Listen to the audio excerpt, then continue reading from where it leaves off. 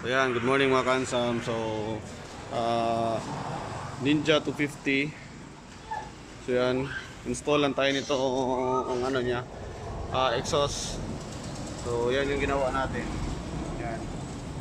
So medyo mahirap din siya kasi maliit to. Ito maliit.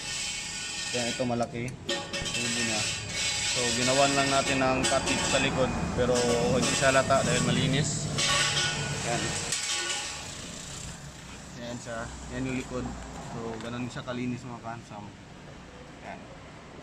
Hindi makita yung ano niya.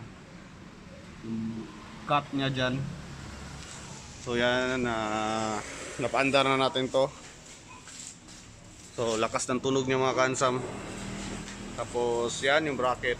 So stainless bracket pa rin na 304. Yan. So may kasama to siyang bracket ito. Yan. Yung bracket niya. Pero pinutol natin para maglagay ng ganito. Para at least matibay. So yan. Matibay talaga siya. So clearance check. Yan, pasok. Gano'n naman yung plane niya sa ang plane naman ng swing arm is pataas eh. So no problem. Then sa gulong, yan. Ito yun. Yan.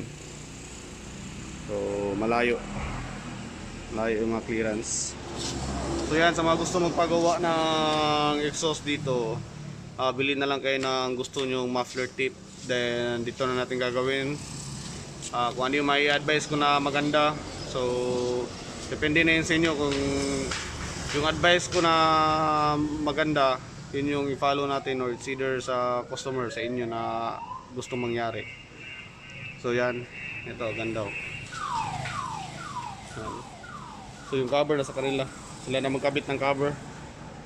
So yan, tingnan nyo na lang yung video nito mga kansam sa pag-andar at pagtakbo. Yan, thank you. Yan, Ninja 250.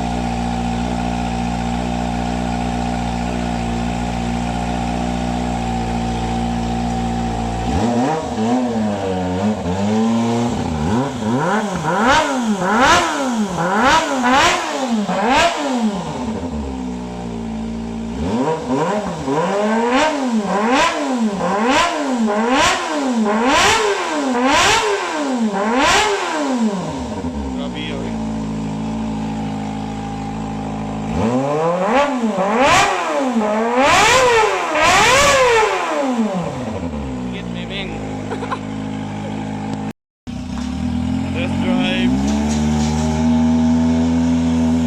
Ninja 250.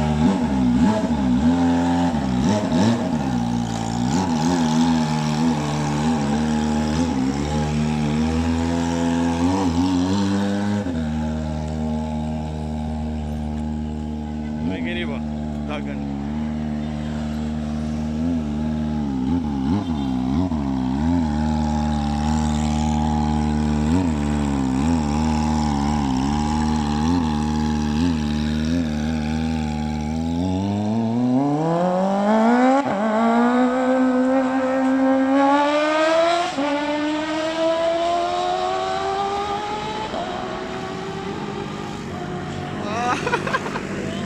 Ayo. Balik ke balik.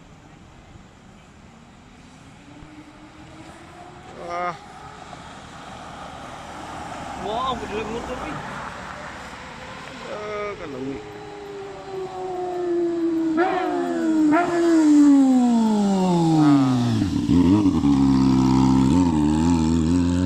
Look at that pipe, man. Go on 3M Customs.